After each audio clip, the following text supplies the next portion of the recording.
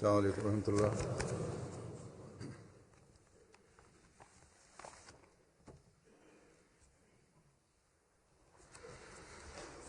أشهد أن لا إله إلا الله وحده لا شريك له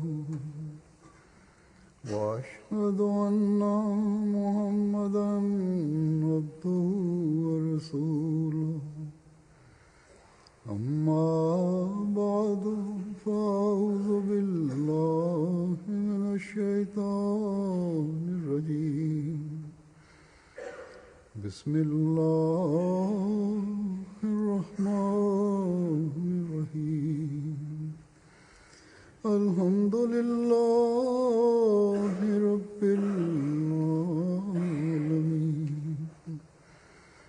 الرحمن الرحيم مالك يوم الدين إياك نعبد وإياك نستعين اهدنا الصراط المستقيم صراط الذين أنعمت عليهم غير المغضوب عليهم ولا الضالين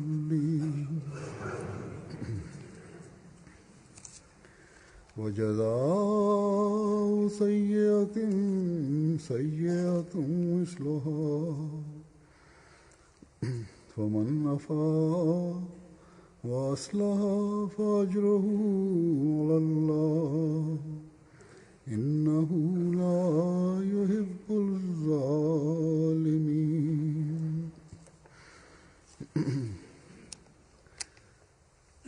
और बदी का बदला की जाने वाली बदी के बराबर.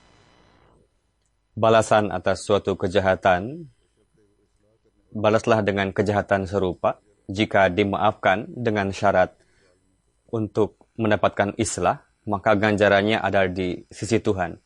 Allah Ta'ala tidak mencintai orang-orang yang zalim. Di dalam ajaran Islam, seorang yang melakukan pelanggaran, orang yang memberikan kerugian, apakah itu kerugian yang kecil atau yang besar yang ditimpakan olehnya, atau musuh sekalipun, Islam mengajarkan untuk memperlakukan mereka dengan perlakuan yang terdapat sisi islah di dalamnya. Di dalam Islam ada pemikiran hukuman, tapi bersamaan dengan itu ada juga perintah untuk memaafkan atau mengampuni. Di dalam ayat ini, seperti yang Anda dengar tadi, ada perintah bahwa orang yang melakukan kejahatan, hukumlah dia, tapi di balik hukuman itu ada juga gerakan supaya dengan hukuman itu, orang yang melakukan pelanggaran, orang yang memberikan kerugian, orang yang melakukan dosa, mendapatkan islah dengan hukuman itu. Jadi ketika yang menjadi tujuan adalah islah, maka sebelum memberikan hukuman, hendaknya pikirkanlah supaya apakah dengan hukuman ini yang menjadi tujuan bisa tercapai, yakni islah itu. Tapi jika setelah berpikir, setelah melihat kondisi yang melanggar itu, ada pemikiran seperti itu, bahwa islah bagi si pendosa ini dengan dimaafkan atau dengan dihukum, maka lakukanlah itu. Maafkanlah atau hukumlah.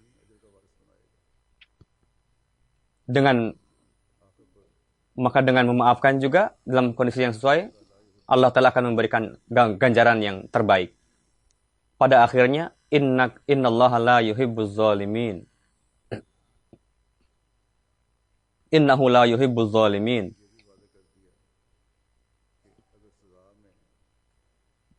Allah Ta'ala mempertegas bahwa jika di dalam hukuman itu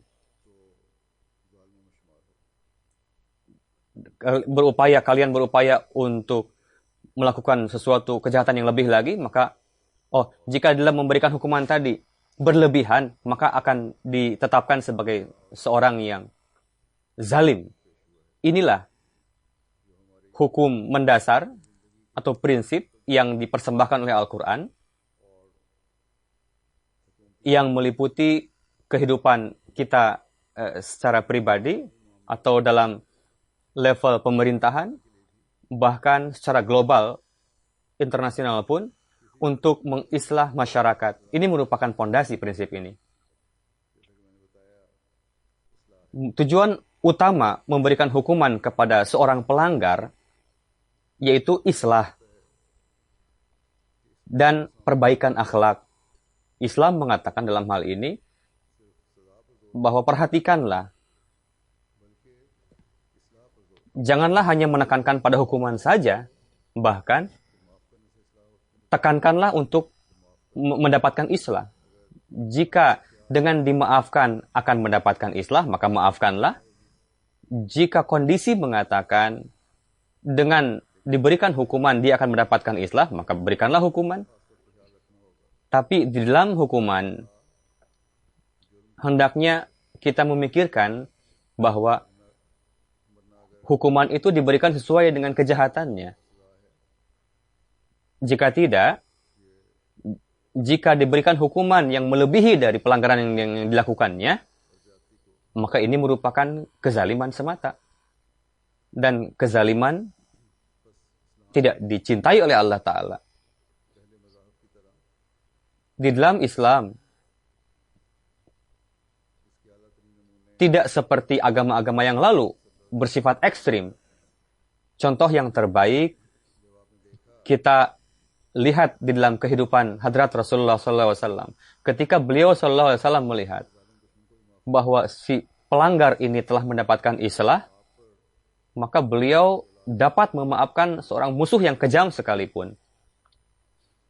Orang yang zalim kepada beliau, kepada keturunan beliau, kepada sahabat beliau, apa perbuatan zalim yang tidak ditimpakan kepada mereka? Tapi ketika si pengusuh itu, penentang itu, meminta ampun, meminta maaf kepada beliau SAW, dan berjanji untuk mengarungi hidup dengan lebih baik, maka beliau SAW melupakan segala sesuatu dan memaafkan si musuh itu. Di dalam hadis dikatakan,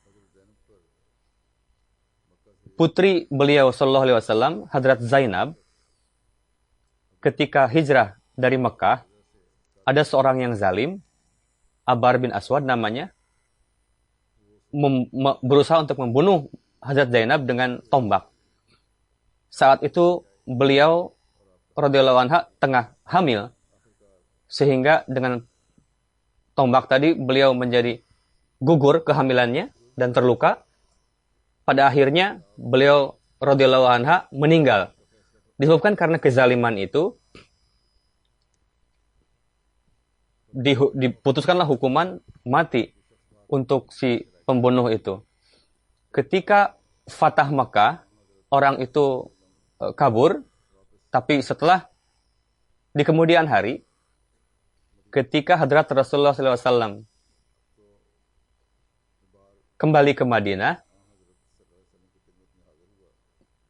Abar datang menjumpai Hadrat Rasulullah SAW dan memohon, saya telah kabur karena takut kepada Tuhan, karena dosa saya besar sekali, pelanggaran saya besar, saya sudah diputuskan untuk dihukum mati, tapi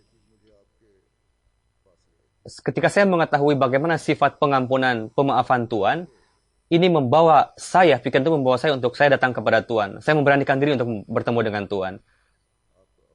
Meskipun saya sudah layak untuk dihukum. Tapi sifat pemaafan Tuhan begitu lapangnya, sehingga saya memberanikan diri untuk hadir di sini. Dia mengatakan, wahai Nabi Allah, kami telah terjerumus dalam kejahilan pada saat itu. Tuhan telah mengutus Tuhan untuk memberikan petunjuk kepada kaum kami dan menyelamatkan kami dari kehancuran. Aku mengakui pelanggaran aku. Ampunilah kejahilan, kebodohan saya ini. Dengan demikian, Hadrat Rasulullah SAW memaafkan pembunuh putrinya sendiri dan bersabda, "Wahai Hibar, Allah telah menurunkan ihsan kepada engkau. Dia telah memberikan taufik kepada engkau untuk menerima Islam dan memberikan taufik untuk taubat yang hakiki." Lalu dalam riwayat lain lagi dikatakan ada seorang syair, Ka'ab bin Zahir namanya, yang sering membuat syair berkenaan dengan wanita-wanita muslim yang menyerang kehormatan para wanita muslim pada saat itu. Syair-syair yang jorok. Dia pun telah ditetapkan untuk dihukum si penyair ini. Ketika terjadi Fatah Mekah, saudara Ka'ab menulis kepada dia bahwa Mekah sudah dikuasai. Lebih baik kamu bertemu minta maaf kepada Rasulullah SAW. Lalu dia datang ke Madinah, Ka'ab ini, dan tinggal di tempat yang dia kenal. Lalu setelah salat subuh, dia melakukan salat subuh dengan Rasulullah SAW berjamaah. Lalu tanpa memperkenalkan diri, dia mengatakan, "Wahai Rasulullah, Ka'ab bin Zahir datang dengan perasaan taubat dan ingin meminta maaf kepada Tuhan. Jika diizinkan, maka saya akan membawa Ka'ab ini ke hadapan Tuhan."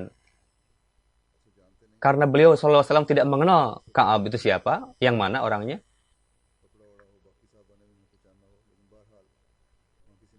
Atau mungkin saja dia menutup wajahnya dengan kain, tapi bagaimanapun Rasulullah SAW tidak mengenal Ka'ab sebetulnya. Karena itu beliau bersabda, "Oke, bawalah ke sini Ka'ab." Orang itu mengatakan, "Akulah sebetulnya Ka'ab itu, wahai Rasul." Lalu ada seorang Ansari berdiri untuk siap membunuh orang itu karena memang layak untuk dihukum.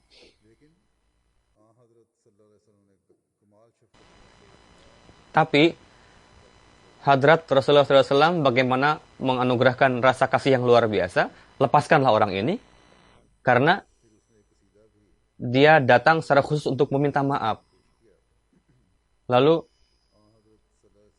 dia menulis sebuah kasidah ke hadapan Rasulullah SAW, dan Hadrat Rasulullah SAW memberikan hadiah cadar yang indah sekali kepada Ka'ab ini. Jadi inilah musuh yang sudah layak untuk mendapatkan hukuman, datang ke hadapan Rasulullah SAW untuk meminta maaf. Tidak hanya datang saja, bahkan mendapatkan hadiah dari Rasulullah SAW. Jadi bahkan banyak sekali peristiwa-peristiwa di dalam kehidupan Rasulullah SAW yang semisal seperti itu. Ketika beliau SAW mengampuni musuh-musuh beliau, memaafkan musuh-musuh para kerabat beliau juga, atau memaafkan orang-orang yang menentang Islam juga. Tapi di mana kondisinya memerlukan adanya hukuman, beliau pun memberikan hukuman. Jadi tujuan utama memperhatikan pentingnya hal ini adalah bagaimana supaya tercipta islah. Bukanlah untuk balas dendam hukuman ini. Hadrat Masih Maud alaihissalam di dalam surah Asy-Syura tadi ayat ke-41, di dalam buku-buku beliau telah menjelaskan cukup detail. Lebih kurang dalam 13 buku beliau nampak referensi mengenai ayat ini, dan di dalamnya di dalam 21 atau 22 tempat beliau menyampaikan berkenaan dengan ayat ini.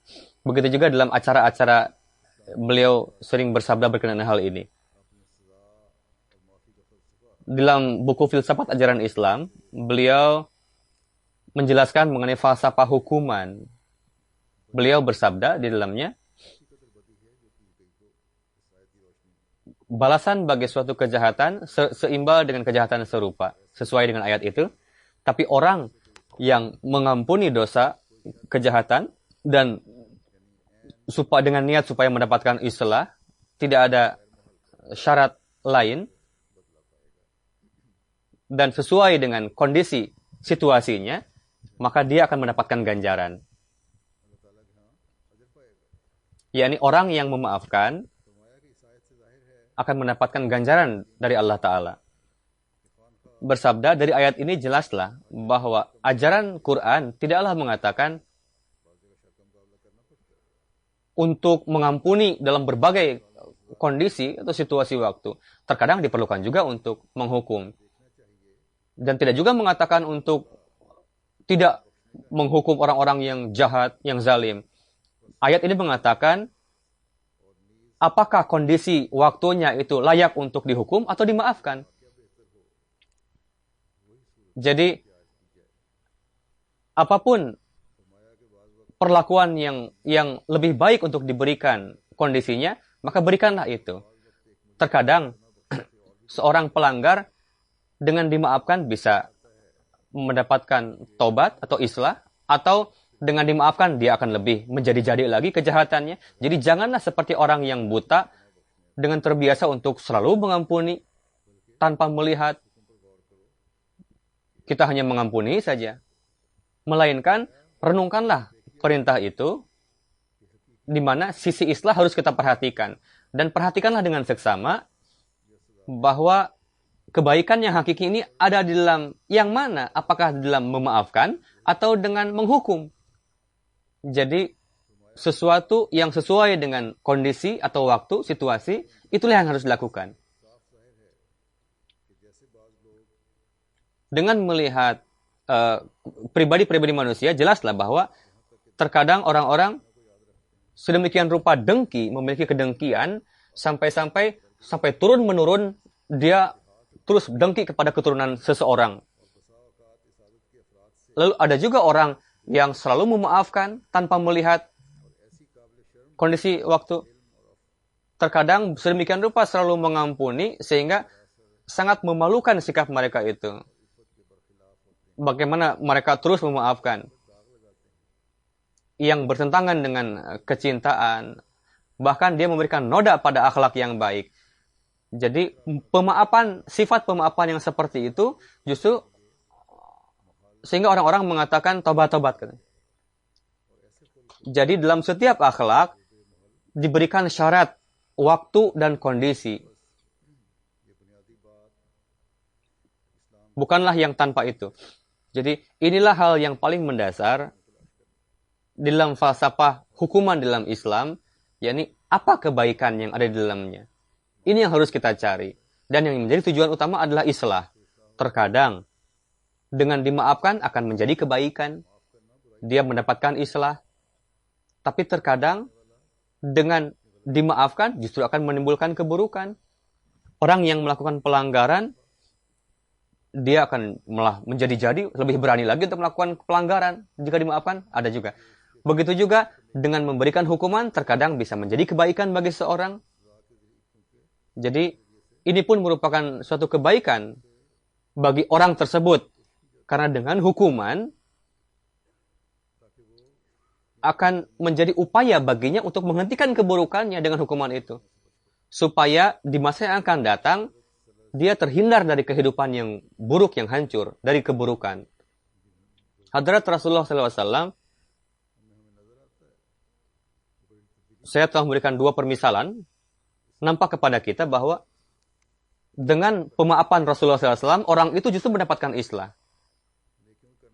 Musuh Islam, orang yang melakukan pelanggaran, setelah mendapatkan islah, mereka menjadi orang-orang yang melakukan kebaikan, menjadi orang-orang pengkhidmat Islam. Walhasil, Islam merupakan agama yang sedemikian rupa tertata, sehingga dalam setiap waktu dia senantiasa memperhatikan sesuatu yang penting tadi. Perlakuan apa yang penting untuk bagi si pendosa ini, itu yang dilakukan. Niatnya islah. Sekarang itu justru malah ekstrim terhadap suatu arah saja. Terkadang sekarang ini orang-orang yang berdosa melakukan pelanggaran besar, sedemikian rupa diampuni, dimaafkan, sehingga dia tidak merasakan bahwa dia telah melakukan pelanggaran itu.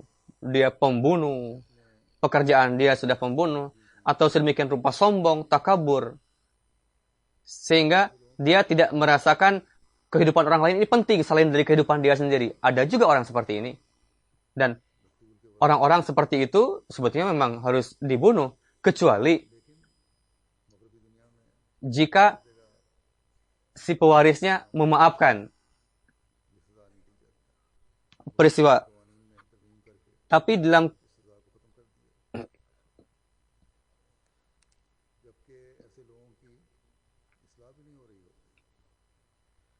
ketika orang-orang seperti itu tidak mendapatkan islah dan terus bertambah dalam kezaliman mereka, atau nampak sesuatu yang ekstrim di mana para pemuka negara-negara Islam, orang-orang mulai melakukan demo-demo untuk melengsarkan para pemuka ini, atau mereka melemparkan ke pengadilan supaya mendapatkan hukuman para pemuka-pemuka ini.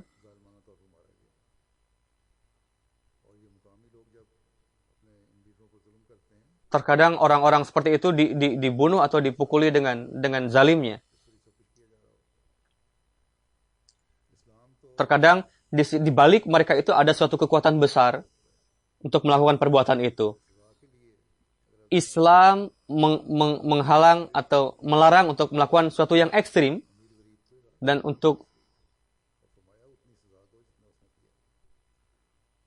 jadi meskipun dia miskin ataupun kaya mendapatkan perlakuan yang sama. Lalu buatlah prinsip untuk hukuman itu. Dan dalam hal ini kita menyaksikan bagaimana Hadrat Rasulullah SAW ketika memerintah di Madinah dan para khalifah yang setelah beliau mengamalkannya. Bagaimana hukuman yang harus diberikan dan apa tujuan dari hukuman itu. Hadrat Masih Maud alaihissalam bersabda, jangan hanya melihat apa hak yang terbaik untuk si pelanggar ini. Terkadang hendaknya dilihat ketika tidak terpikirkan dalam masyarakat umum apa yang lebih baik untuk dampaknya untuk masyarakat umum. Mengorbankan sesuatu yang kecil demi untuk sesuatu yang besar terkadang penting mengorbankan. Untuk itu, hendaknya melihat ketika memutuskan hukuman, apakah dampaknya akan timbul di masyarakat setelah itu. Terkadang, dengan memaafkan, akan memberikan dampak yang tidak baik di masyarakat. Lihatlah, seorang pelanggar yang besar, dia telah melakukan pelanggaran dan terhindar dari hukuman. Maka orang-orang yang memiliki fitrat buruk untuk melakukan kejahatan, maka mereka pun akan berpikiran, kita akan melakukan pekerjaan buruk ini, dan setelah itu kita akan minta maaf, lalu kita akan terbebas. Jika ini timbul, maka orang-orang yang biasa melakukan pelanggaran, mereka akan timbul keberanian untuk melakukan pelanggaran jika tidak mendapatkan hukuman tadi. Begitu juga orang-orang yang bersih, orang-orang yang baik, mereka menjadi ketakutan, karena akan timbul kejahatan-kejahatan. Orang-orang akan gelisah. Dan untuk menjauhkan kegelisahan itu, terkadang mereka melakukan penjagaan sendiri. Karena hukum tidak berjalan. Tapi karena tidak adanya perlindungan, jika tidak ada undang-undang untuk itu, dan tidak ada perlindungan, maka masyarakat pun akan membuat pengadilan sendiri. Dan ruginya, sayangnya, meskipun ajaran Islam yang begitu indahnya, di negeri-negeri Islam banyak nampak perbuatan yang seperti itu, hal-hal seperti itu. Orang yang amalan yang tidak adil kepada orang-orang yang melanggar itu justru memberikan peranan penting untuk menimbulkan kejahatan-kejahatan baru. Sehingga orang-orang pun mulai melakukan kejahatan yang sama atau yang lebih. Hazrat Masih Maud Islam bersabda, memberikan hukuman atau memaafkan, hendaknya yang menjadi pemikiran adalah apakah dengan hukuman tadi atau dengan memaafkan itu, apa dampaknya bagi masyarakat. Jika dengan memaafkan akan memberikan pelajaran bagi si pelanggar tadi, maka berikanlah hukuman. Jika dengan memaafkan lebih baik, maka berikanlah maaf. Bagaimana beliau alaihissalam membandingkan Taurat dan Injil? Di dalam Injil dikatakan, janganlah membalas kejahatan. Di dalam Injil dikatakan.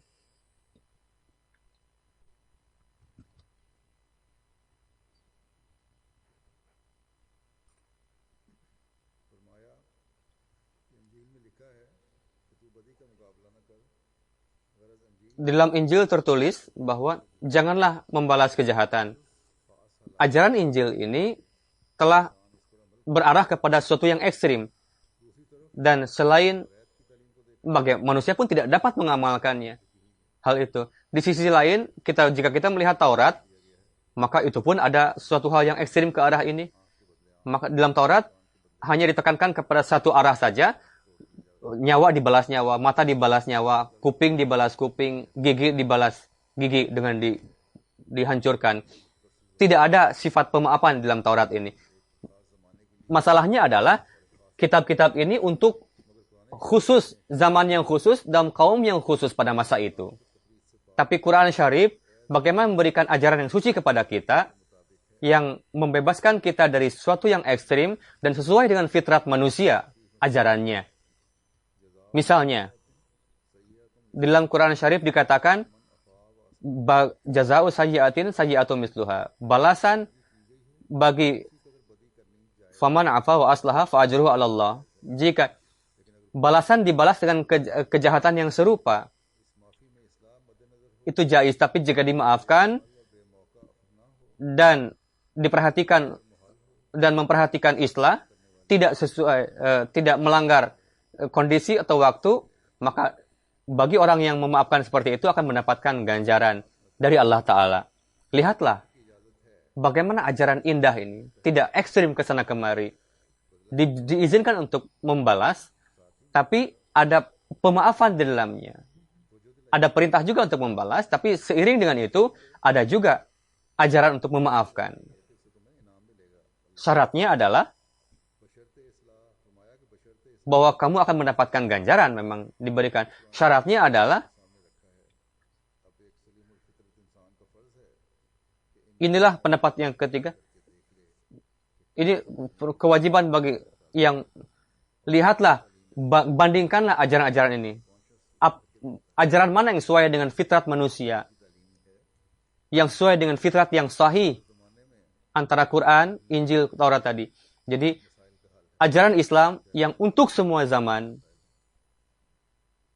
menjadi solusi di dunia ini. Islam mengatakan, ketika kamu memaafkan suatu waktu, maka keluarkanlah kedengkian dalam hati, kebencian. Beliau bersabda, terkadang sebagian orang sedemikian rupa timbul kebencian sehingga mereka benci sampai turun-temurun kepada seorang ini. Dari kakek sampai keturunannya. Tidak memaafkan. Ini bukanlah ciri-ciri orang mukmin. Kedengkian ada di dalam dirinya.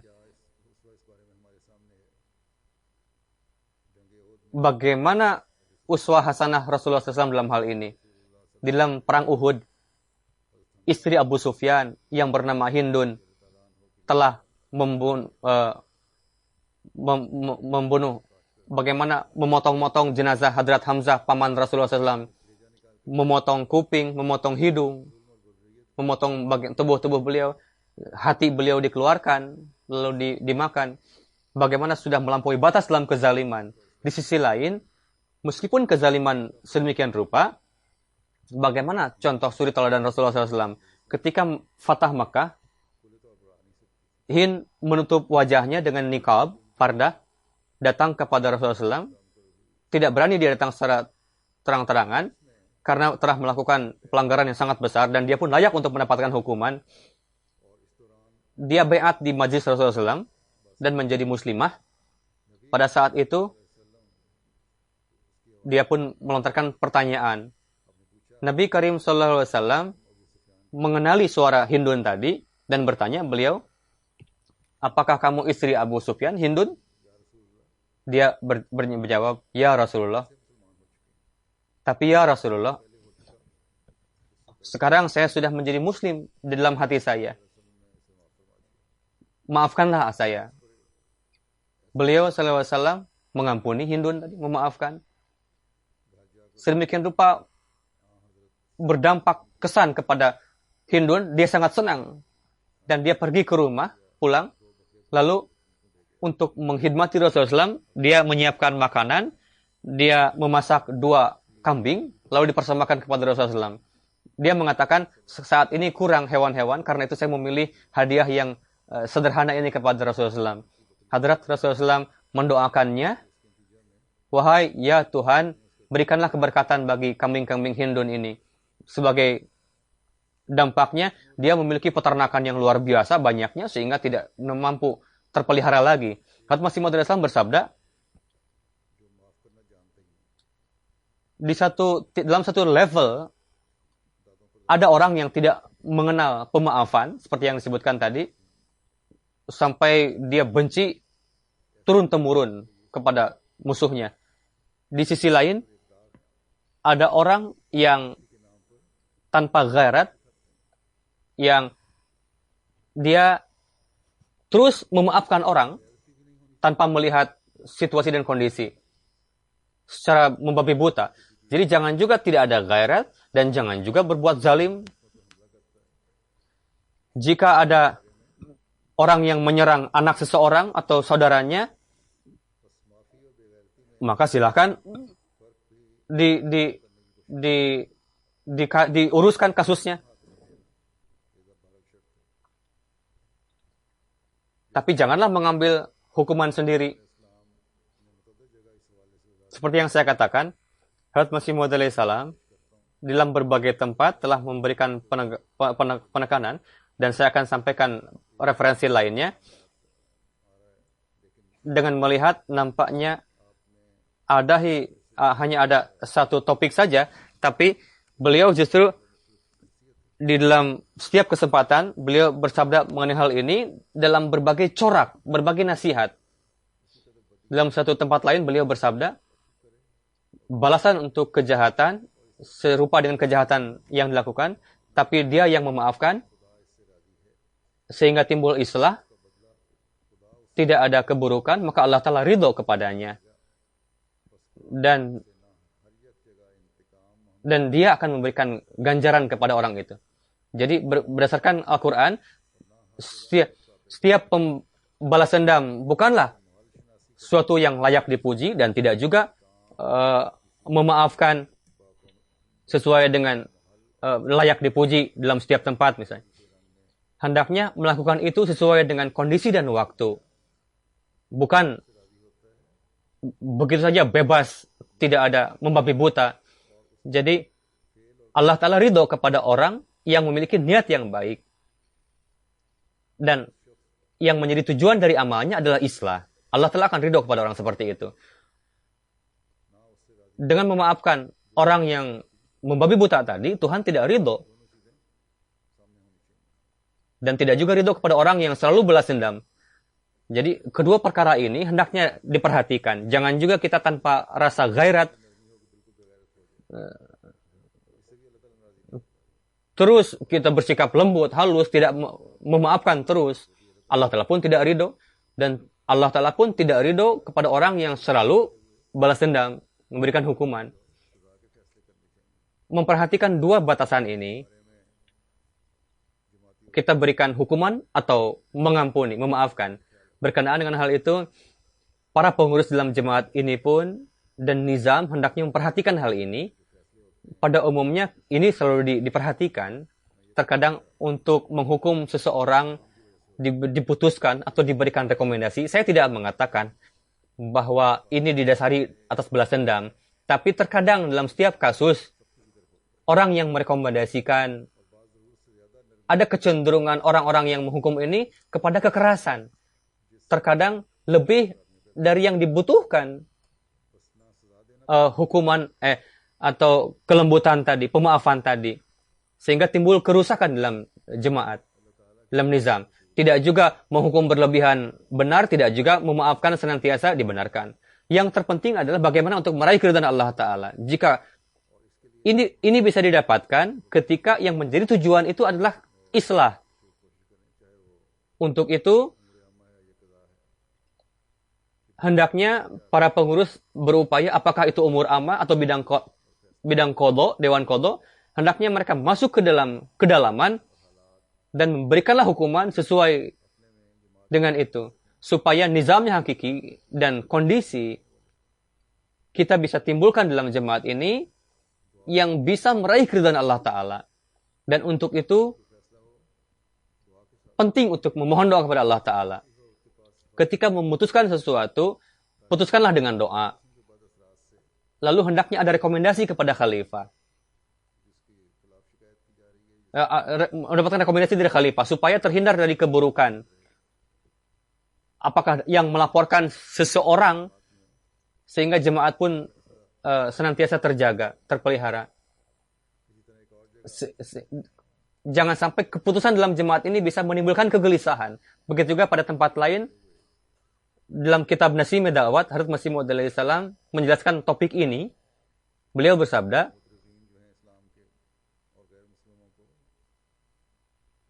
orang yang melaporkan,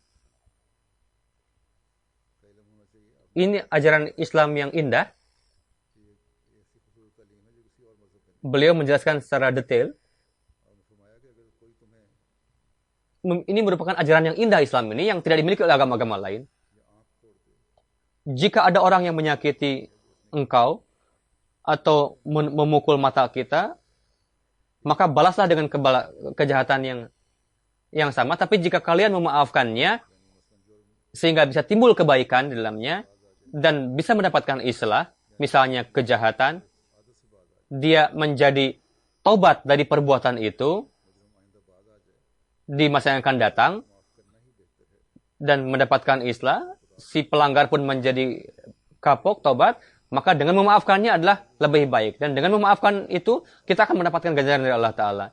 Lihatlah, di dalam ayat ini, dua sisi itu tadi ada. Jadi untuk memaafkan dan untuk membalas, itu sesuai dengan kondisi dan waktu. Beliau bersabda, pemaafan dan pembalasan itu diperhatikan sesuai dengan kondisi dan waktu. Jadi inilah ajaran yang bijak, sesuai dengan kondisi dan waktu. Melihat ini merupakan yang bijak. Kita melihat kita tidak senantiasa makan makanan yang sama. Bahkan kita memakan makanan sesuai dengan kondisi. Kadang makanan yang panas, kadang makanan yang dingin. Di dalam musim panas, kita mengutamakan makanan ini. Di dalam dingin pun, ini makanan pun berbeda-beda yang kita makan. Beliau bersabda, prinsip ini, prinsip yang alami ini pun sama dalam hukuman ini pun. Seperti itu.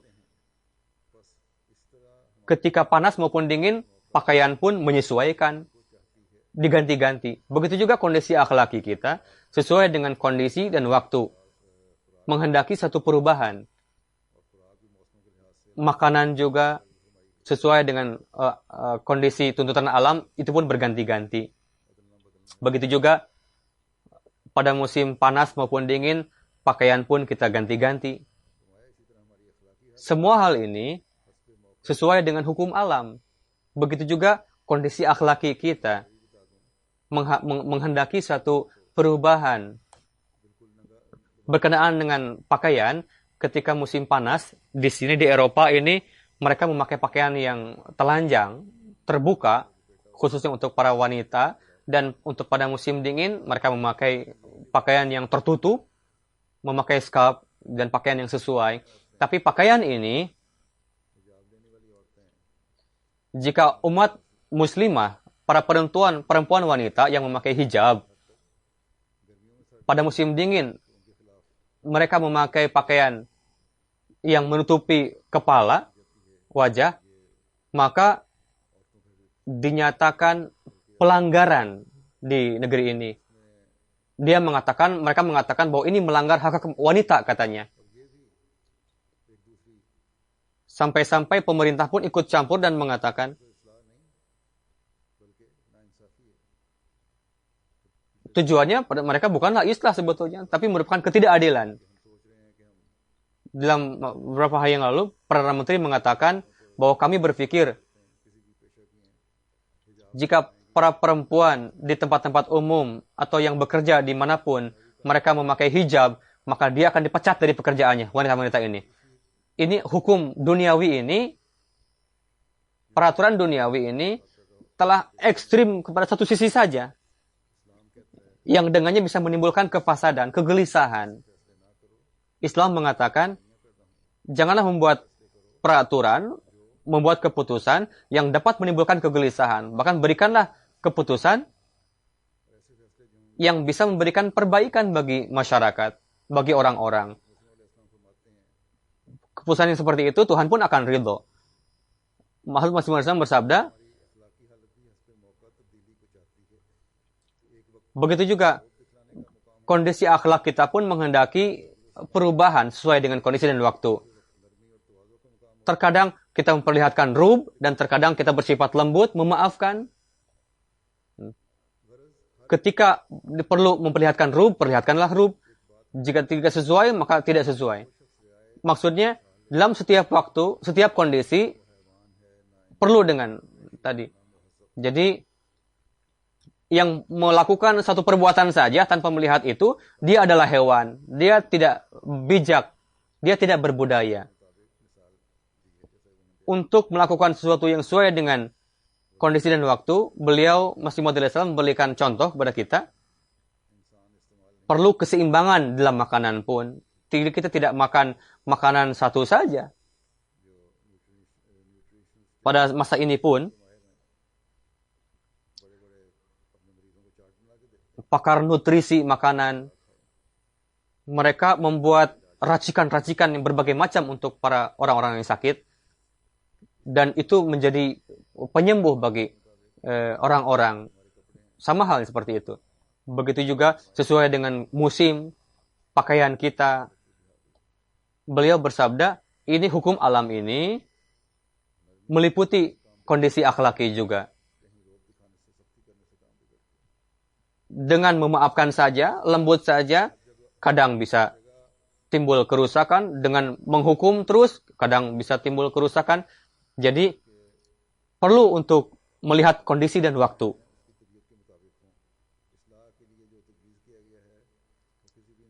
Perubahan itu sesuai dengan tabiatnya. Islah yang diusulkan sesuai dengan tabiat manusia. Inilah perbedaan antara hewan dan manusia. Beliau bersabda juga di Quran Syarif, tidak menetapkan jaiz pemaafan ataupun hukuman yang tanpa alasan. Mengizinkan untuk memberikan maaf yang dapat menimbulkan islah. Dan ini adalah hal yang penting. Memaafkan jika dilakukan tanpa sebab, maka nizam pun akan menjadi rusak, hancur. Dan dalam diri manusia akan timbul rasa bebas. Tidak ada batas, katanya. Dia akan ekstrim ke sana kemari. Dan nizam itu pun tidak dapat tegak. Ketika dengan memberikan hukuman,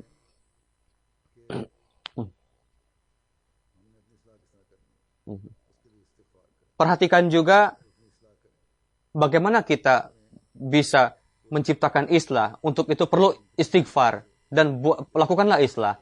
Di dalam jemaat ini tidak memberikan hukuman dengan niat untuk balas dendam, tapi diberikanlah untuk mendapatkan islah. Tidak hanya untuk para pengurus saja dalam hal ini, bukan hanya kesalahan mereka saja, para pengurus, bahkan untuk para anggota jemaat pun. Dan ini merupakan kesalahan anggota juga terkadang. Jika ada orang yang memperhatikan, mengevaluasi bagaimana dia berpikir mengenai orang lain, dan bagaimana dia berpikir mengenai dirinya sendiri. Dari itu akan timbul suatu keindahan di dalam lingkungan kehidupan masyarakat kita. Jadi yang terpenting adalah hendaknya kita senantiasa memikirkan supaya setiap perbuatan kita harus meraih keridhaan Allah Ta'ala. Jika pikiran ini ada, baru akan timbul islah.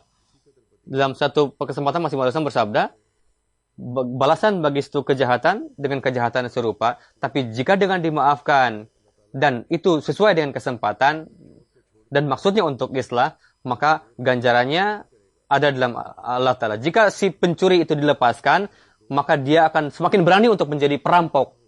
Orang seperti itu hendaknya dihukum. Tapi jika ada dua pekerja, yang pertama dengan hanya dilihat saja, dipelototi, dia akan malu, maka dia akan mendapatkan islah orang yang seperti itu. Dan itu mempermalukan dia, dan itu menjadi islah bagi orang seperti itu. Maka jika orang seperti itu dihukum, maka tidak cocok.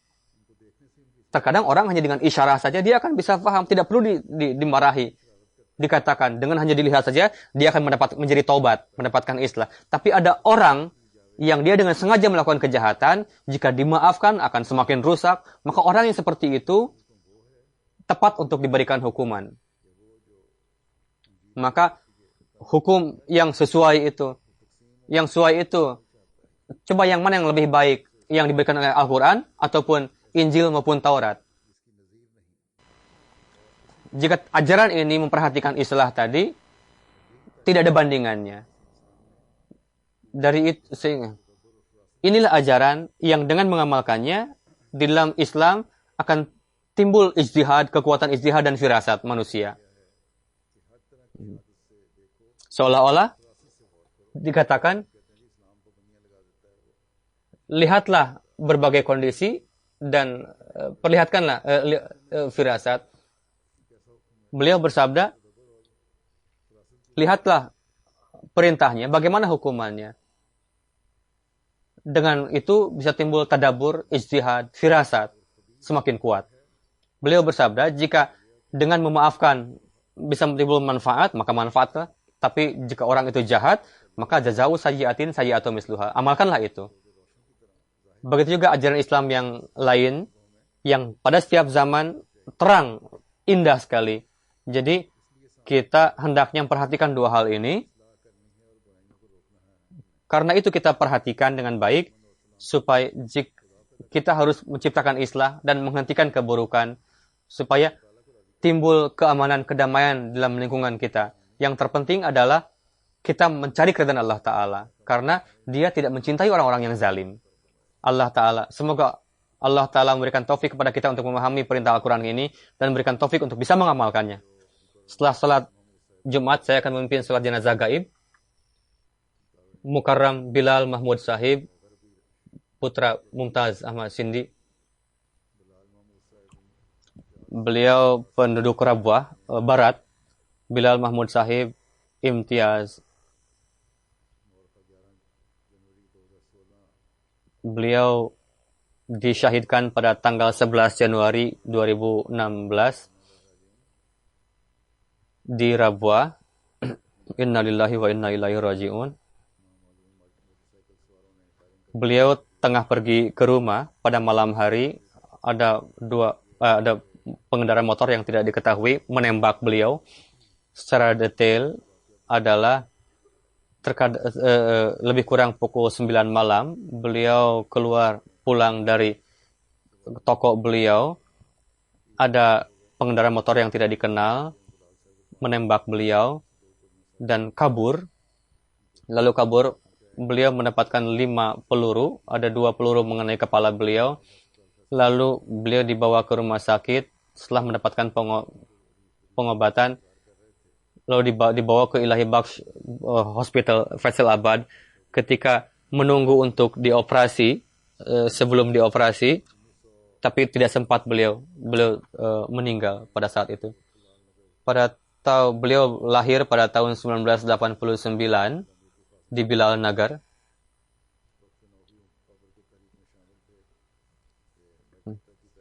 Beliau adalah anggota Wakafinau. Beliau belajar sampai kelas 10.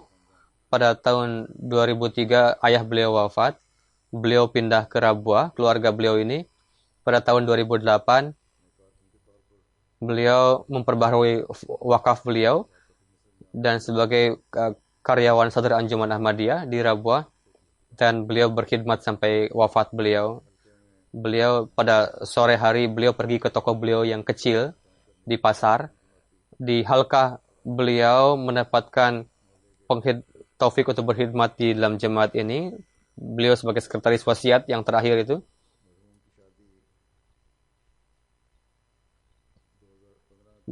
Pernikahan beliau almarhum pada tahun 2015 bulan April. Saat ini istri beliau tengah hamil. Semoga Allah telah menganugerahkan keberkahan dan menjadi beliau sangat mukhlis dan serius, pekerja keras, itaat. Beliau sangat mencintai khilafat dan sangat hormat kepada orang lain. Beliau mencintai keluarga beliau juga, sangat hormat kepada ibu beliau juga, orang tua beliau. Beliau meninggalkan istri Mubashirah Bilal Sahibah dan ibu beliau. Beliau ada saudara juga.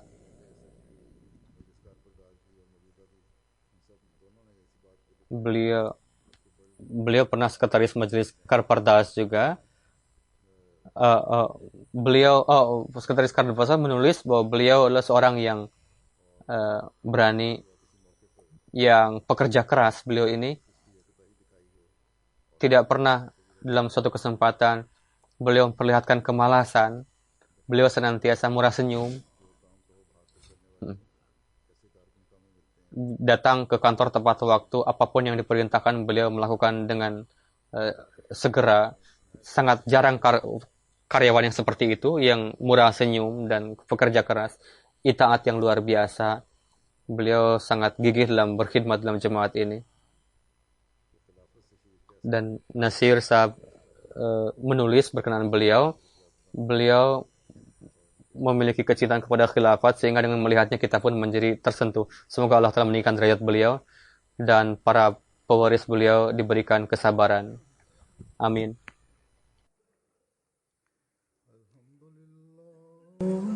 Alhamdulillah nahmaduhu wa nasta'inuhu wa nastaghfiruh wa nu'minu bihi wa natawakkalu alayhi wa na'udzu billahi min shururi anfusina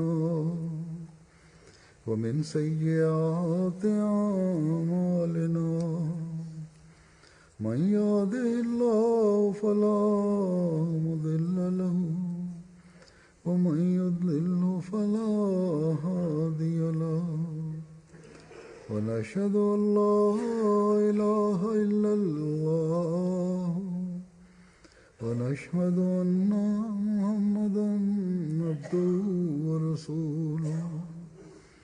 عباد الله رحمكم الله إن الله يأمر بالعدل والإحسان وإيتاء ذي القربى وينهى عن الفحشاء والمنكر والبغي يعظكم لعلكم تذكرون.